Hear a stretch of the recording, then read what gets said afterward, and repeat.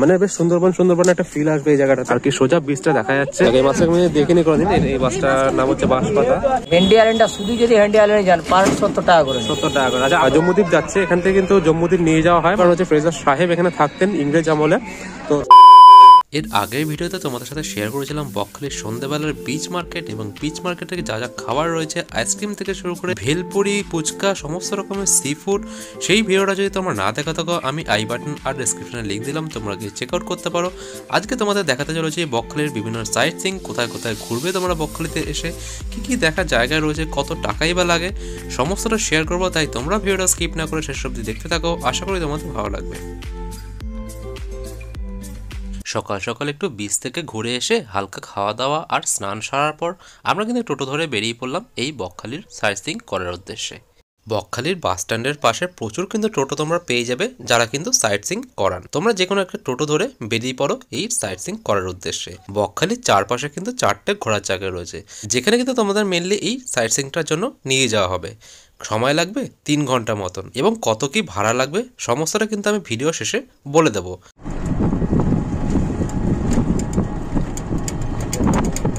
এই মুহূর্তে আমরা সবার প্রথমে যে সাইট সিংটা করতে যাচ্ছি সেটা কিন্তু হেনরিস আইল্যান্ড। তোমরা কিন্তু অনেকেই এই হেনরিস আইল্যান্ডের নাম শুনে থাকবে। এই 4টে সাইট সিং এর মধ্যে সব থেকে সুন্দর এবং আকর্ষণীয় স্থান হলো এই হেনরিস আইল্যান্ড। আর বলতে বলতে কিন্তু আমরা এসে পৌঁছালাম হেনরি আইল্যান্ডের সামনে। এখানে কিন্তু জনপ্রতি টিকিট মূল্য 10 টাকা করে, এবং টোটোর জন্য 10 টাকা। মোট কিন্তু আমাদের লাগলো 50 টাকা।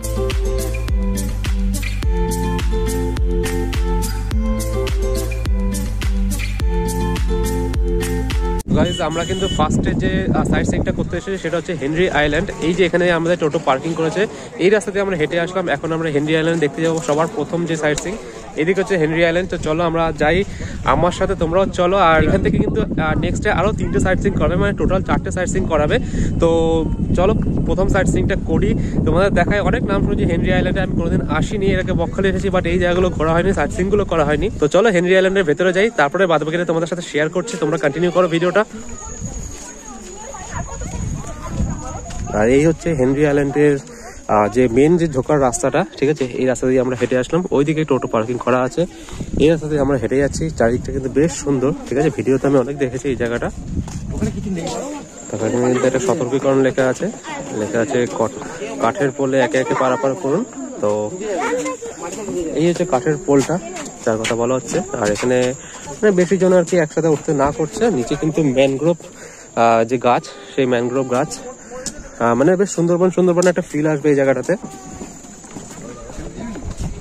এখানে কিন্তু আরো একটা সতর্কীকরণ দেওয়া আছে বোর্ডের মধ্যে, যে সমুদ্রে নামতে কিন্তু না করছে, চোরাবালি থাকতে পারে, মেবি চোরাবালি ও চোরা স্রোত আছে।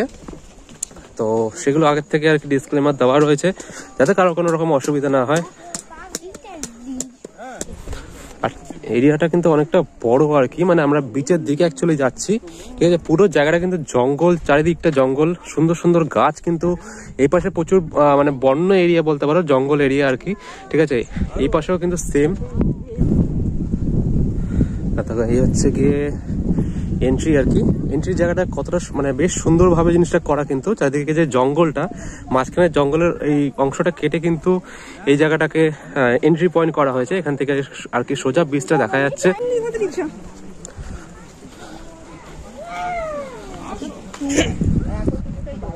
তো এই হচ্ছে বিচ, হেনরি আইল্যান্ডের যে মেন আকর্ষণ এই বিচ। বকখালিটা হচ্ছে ডান দিকে, ঠিক আছে, আমরা কিন্তু এই ভেতর দিয়ে আসলাম। তো এই পাশে হচ্ছে এই হেনরি আইল্যান্ডের বিচটা রয়েছে। সো গাইস, এই হচ্ছে হেনরি আইল্যান্ডের বিচ। এটা প্রথমবার আসলাম লাইফে, খুবই সুন্দর একটা জায়গা। প্রথম সাইট সিন যেটা ছিল আমাদের, এটা ছিল হেনরি আইল্যান্ড। আর এখানে মোটামুটি কিন্তু আমাদের 20 থেকে 25 মিনিট টাইম দেওয়া হয়েছে। এবার তোমাদের একটা কথা বলে রাখি, এই হেনরিস আইল্যান্ডে আসার জন্য কিন্তু নির্দিষ্ট একটা টাইমিং রয়েছে। স্ক্রিনে অলরেডি দেখতে পাচ্ছ, মার্চ থেকে অক্টোবর পর্যন্ত কিন্তু 6:30 থেকে বিকেল 5:30, এবং নভেম্বর থেকে ফেব্রুয়ারি মাস পর্যন্ত কিন্তু 7টা থেকে বিকেল 4টে অবধি এই হেনরিস আইল্যান্ড খোলা থাকে। তাই তোমরা যদি বকখালি থেকে একটু দেরি করেও সাইট সিন করতে বেরাও, তাহলে কিন্তু চেষ্টা করো দুপুর 2টোর মধ্যে বেরিয়ে যাওয়ার, কারণ এই হেনরিস আইল্যান্ড কিন্তু এই সময় বিকেল 4টে অবধি খোলা থাকে।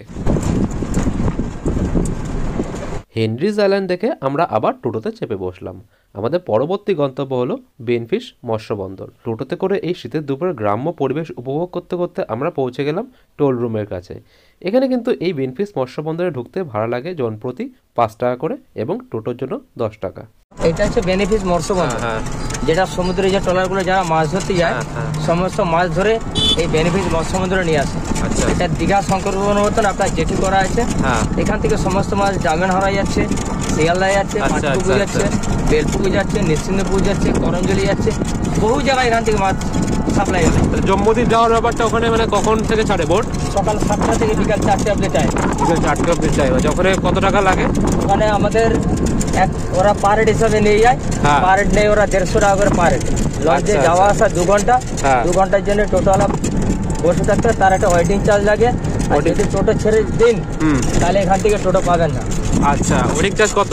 ওয়েটিং চার্জ এখান থেকে 250 টাকা লাগে। 250 টাকা। আর মানে গেলে হচ্ছে পার হেড 150 টাকা? হ্যাঁ, গেলে পার হেড 150 টাকা। 150 টাকা। আচ্ছা আচ্ছা, ঠিক আছে।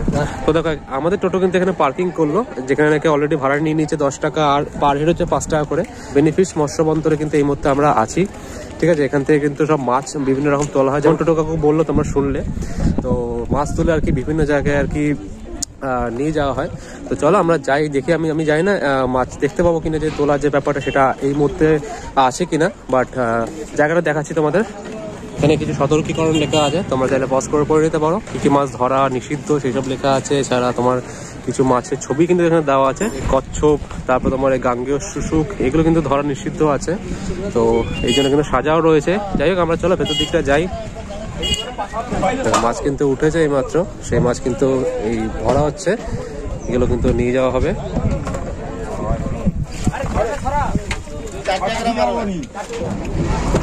এরকম প্রতিটা নৌকা করে কিন্তু মাছ আনা হয়েছে, নামানো হচ্ছে এই মুহূর্তে। এই মাছের নাম কি আছে? আয়লা মাছ। আমি কিন্তু এই মাছের নাম জানতাম না। মাছটা খানিকটা ইলিশ মাছের মতন দেখতে, আয়লা মাছ বলে এগুলোকে। তো পুরো এরকম ভর্তি কিন্তু এই আয়লা মাছ এখানে আনা হয়েছে, এগুলো নিয়ে যাওয়া হবে। আর এই হচ্ছে খোকা ইলিশ। আমি কিন্তু আয়লাকে ভুল করে ইলিশ ভেবে নিয়েছিলাম। এই হচ্ছে খোকা ইলিশ। এগুলো কোথায় যাচ্ছে? হ্যাঁ, ডায়মন্ডে যাচ্ছে। আচ্ছা, ডায়মন্ড হারবারে যাচ্ছে।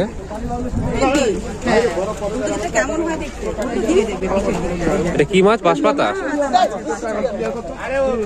এই মাছটা আমি দেখিনি কোনোদিন। এই মাছটার নাম হচ্ছে বাঁশপাতা। সরু শেপের জন্য কিন্তু এই মাছের নাম হচ্ছে সরুলি। আর এইগুলো হচ্ছে আয়লা।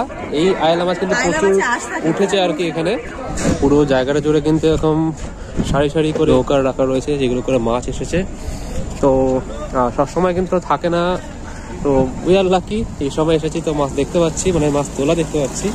আরেকটা ব্যাপার দেখা তোকে, এই বেনিফিস মৎস্য বন্দরে যে জায়গাটা রয়েছে, এখানে কিন্তু একটা নৌকা রয়েছে। মানুষজন কিন্তু নৌকাতে উঠে জম্মুদ্বীপে যাচ্ছে। জম্মুদ্বীপ তোমরা সবাই নাম শুনে থাকবে, কিন্তু জম্মুদ্বীপ নিয়ে যাওয়া হয়। মানে তোমরা যদি চাও জম্মুদ্বীপে যেতে পারো। আমাকে টোটো কাকু যেমন বললেন 150 টাকা করে পার হেড লাগে, আর টোটো ভাড়া, টোটো পার্কিং এর জন্য কিন্তু মোটামুটি 250 টাকা লাগে, মানে ওয়েটিং চার্জেস 2 থেকে 3 ঘন্টা আর কি ঘোরায়। কষ্টটা পুরোটা জায়গা জুড়ে দেখতে পাচ্ছ কিনা জানি না ক্যামেরার মধ্যে, পুরোটা জায়গা জুড়ে কিন্তু সারি সারি প্রচুর নৌকা এরকম রাখা রয়েছে, মানে 50 থেকে 60টা নৌকা মতন রাখা রয়েছে পুরো জায়গাটাই আর কি, এরকম বন্দর টাইপের।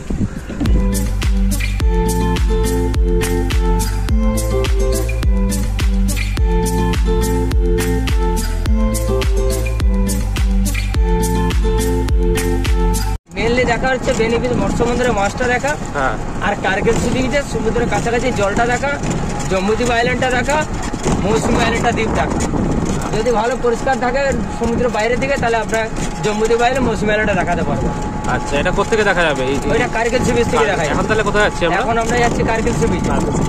তো যেমন তোমরা টোটো কাকুর মুখে শুনতে পেলে, বেনিফিস মৎস্য বন্দর দেখার পর আমাদের তৃতীয় গন্তব্য হলো কার্গিল সি বিচ, যেটা কিন্তু এই 4টে সাইট সিইং এর মধ্যে হেনরিজ আইল্যান্ডের পরে one of the main attraction. আর তোমরা যদি আমাদের মতন শীতকালে আসো, তাহলে কিন্তু এই কার্গিল সি বিচ যাওয়ার পথে এই যে ভিডিওতে দেখানো গ্রাম দেখতে পাচ্ছ, এখানে কিন্তু দেখতে পাবে শুটকি মাছের আড়ত।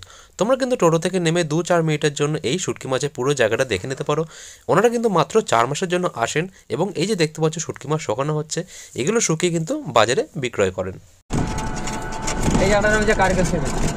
জম্মুদ্বীপটা ওই যে একটা দ্বীপ দেখা যাচ্ছে, সমুদ্রের মাঝখানে যে বড় বড় লঞ্চ আছে, আচ্ছা ওটা যে জম্বুদ্বীপ। জম্বুদ্বীপ, হ্যাঁ সমুদ্রের মাঝখানে দ্বীপ, কুয়াশার জন্য অতটা বোঝা যাচ্ছে না। আর আমার পিছনে একটা দ্বীপ দেখা যাবে, মৌসুমী আইল্যান্ড। আমি আর তো দেখো বেনিফিস মৎস্য বন্দর থেকে আমরা কিন্তু মোটামুটি 10 মিনিটে টোটোতে চলে আসলাম কার্গিল সি বিচ। এটাও কিন্তু খুবই সুন্দর একটা জায়গা হেনরি আইল্যান্ডের পরে। তো চলো, এই হচ্ছে পেছনে কিন্তু এই সমুদ্র কার্গিল সি বিচ। আর কার্গিল সি বিচ নামটা হয়ে যায় তার কারণ হচ্ছে কি এখানে কিন্তু আগে ট্রেনিং হতো, তারপর থেকে আর কি এখানে এই জায়গাটার নাম আর কি কার্গিল সি বিচ করা হয়েছে।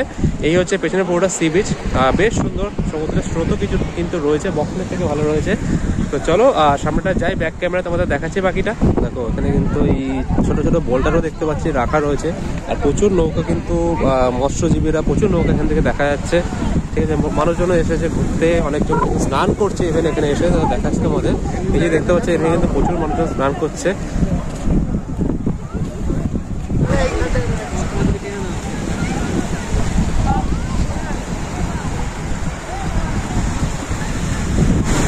জলের কিন্তু মোটামুটি স্রোত রয়েছে।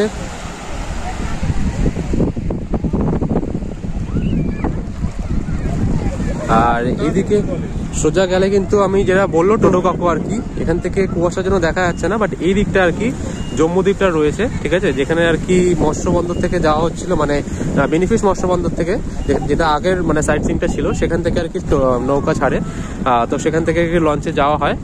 আর এদিকে কিন্তু সোজাসুজি এদিকে বললো যে মৌসুমী আইল্যান্ড রয়েছে। ঠিক আছে, এই সোজা আর কি গেলে হচ্ছে এদিকে পড়বে মৌসুমী আইল্যান্ড, সেটা নদী পার করে আর কি যেতে হয়। মৌসুমী আইল্যান্ডের ভিডিও এর আগেও দিয়েছি, আমি গেছি মৌসুমী আইল্যান্ডে, ওটাও ভালো জায়গা, মানে স্নান করার আর কি কিছু নেই। যাই হোক, তো দেখো কয়েকজন কিন্তু আমার মৌসুমী আইল্যান্ডের ফিল নিতে এখানে আবার টেন্টও লাগিয়ে দিচ্ছে, সামনে একজন টেন্ট লাগাচ্ছে, এখানে এসে ওনারা বসবেন হয়তো। যাই হোক, তো সবাই সবার মতন করে 31টাকে এনজয় করছে। তোমরাও কমেন্টে জানিয়ে 31টে তোমরা কি কি করলে। আমি কিন্তু এইভাবে এনজয় করছি 31কে।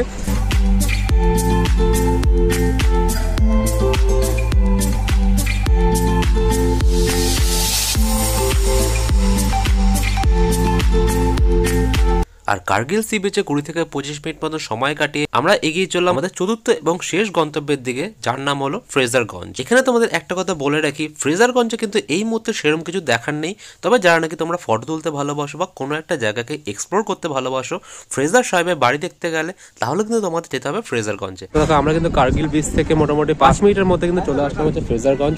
এই হচ্ছে ফ্রেজারগঞ্জের যে সমুদ্র, মানে এইটা হচ্ছে ফ্রেজারগঞ্জ বলে আর কি জায়গাটাকে। এখানে সেরকম কিছু দেখার নেই, জাস্ট একটা স্পট। তো এইদিকে কিন্তু বায়োকলগুলো যেগুলো নাকি দূর থেকে দেখা যায় বকখালি সি বিচ থেকে, এই যে দেখতে পাচ্ছ বায়োকলগুলো এখনো চলে না আর কি, কিছুটা আর কি ভাঙাও রয়েছে ওই পাশে।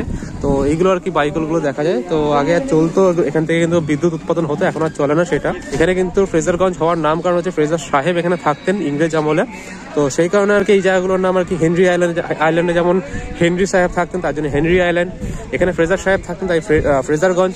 গাইজ এই হচ্ছে ফ্রেজারগঞ্জ, এটাই কিন্তু আমাদের সাইট সিইং এর লাস্ট স্পট। এখানে কিন্তু দেখা সেরকম কিছু নেই, জাস্ট এই সমুদ্র, আর এখানে একটা পোড়ো বাড়ি রয়েছে, এখানে একটা ফটোশুটের জায়গা আর কি, আর এই বায়ুকল রয়েছে। তো এই 2-3টে জায়গা দেখার জন্য আর কি মানুষ আসে, আর বাদবাকি কিন্তু এখানে প্রচুর কালা আর কি হয়ে রয়েছে, সামনে যাওয়ার কোনো ব্যাপার নেই।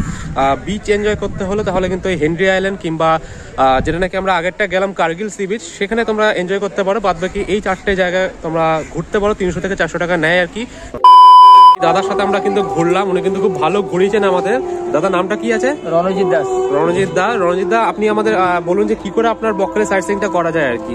আমাদের এখানে স্পট ভাগ আছে, যেমন হেনরি আইল্যান্ডে একটা স্পট আছে, আর এদিকে বাকি 3খানা স্পট আছে। যেমন বলেন যে অল সাইট সিইং যাবেন, তাহলে অল সাইট সিইং একটা সিস্টেম আছে। অল সাইট সিইং কিরকম খরচা আছে? অল সাইট সিইং আমরা পার হেডে 100 টাকা করে নিই। ফার্স্ট হেনরি আইল্যান্ড যাবো, হেনরি আইল্যান্ড থেকে হয়ে আপনার বেনিফিস মৎস্য বন্দর, আরেকটা আছে কার্গিল সি বিচ, যেটা আপনার মৌসুমী আইল্যান্ডের দ্বীপ দেখা যায়, আচ্ছা জম্মু দ্বীপটা দেখা যায়, বিকাল টাইমটা সানসেট পয়েন্টটা দেখা যায়, আচ্ছা ফ্রেজারগঞ্জ সি বিচ, যেটা ফ্রেজার সাহেব যে কোন জায়গাটায় বসবাস করতেন সেই জায়গাটা দেখানোর জন্য। মানে Henry island, Kargil sea beach, Fraserganj আর বেনিফিস মৎস্য বন্দর, মেইনলি এখানে 4টার উপরে আমাদের পার হেড হিসাবে নয়, 1 থেকে 5 জন পার হেড 100 টাকা করে। মানে 5 জন বসলে 500 টাকা, সেখানে 2 জন বসলেও কি সেটা রেটটা সেম হবে? সেম 200 টাকা না 500 টাকা? না, একই দিতে হবে, একই রেট হবে। আর কি বলুন তো, সিজন আর গড় সিজনটা ভালো, সিজনের উপর নরমাল তখন আমাদের গরমকালে একটা গাড়ি 300 টাকা। আর শুধু যদি কেউ হেনরি আইল্যান্ড যেতে যায়, শুধু যদি কেউ ফ্রেজারগঞ্জ যেতে যায়, তাহলে সেটার খরচা কিরকম রয়েছে? সেটার খরচা আলাদা আছে। এবার 1 থেকে 5 জন শুধু ফেজারগঞ্জ যদি যাবেন তাহলে সেটা পার হেড 60 টাকা করে নিবে। আর হেনরি আইল্যান্ড? আর হেনরি আইল্যান্ডটা শুধু যদি হেনরি আইল্যান্ডে যান পার হেড 70 টাকা করে। 70 টাকা করে। আচ্ছা, আপনার নাম্বারটা একটু প্রোভাইড করে দিন দাদা তাহলে। আমার নাম হচ্ছে রণজিৎ জাত, আমার ফোন নাম্বার হচ্ছে 9883828153। ঠিক আছে, থ্যাংক ইউ রণজিৎ দা। তো উনি কিন্তু নাম্বার প্রোভাইড করে দিয়েছেন, তোমরা কিন্তু এইভাবে আর কি ওনার সাথে কন্ট্যাক্ট করে চলে আসতে পারো। উনি কিন্তু টোটো কাকুর থেকে তো তোমাদের অলরেডি আমি সমস্ত ডিটেলস শেয়ার করে দিয়েছি, তোমরা কিভাবে কি করতে পারবে এখানে প্ল্যানিং, এছাড়াও তোমরা কি কি জায়গায় ঘুরবে, কিরকম কি ভাড়া নেবে, সমস্তটা কিছু আমি তোমাদের শেয়ার করে দিয়েছি অলরেডি। আজকের ভিডিও আমি এখানে শেষ করছি। বকখালির এটাই আজকে 31 শেষ। সবাইকে হ্যাপি নিউ ইয়ার অ্যাডভান্সে। সবাই খুব ভালো থেকো, এনজয় করো বছরটা। আজকের ভিডিওটা আমি এখানে শেষ করছি। দেখা হচ্ছে তোমার সাথে পরবর্তী কোনো ভিডিওতে, পরবর্তী কোনো আপডেট নিয়ে বা পরবর্তী কোনো ঘোরা ভিডিও নিয়ে। ততক্ষণের জন্য টাটা।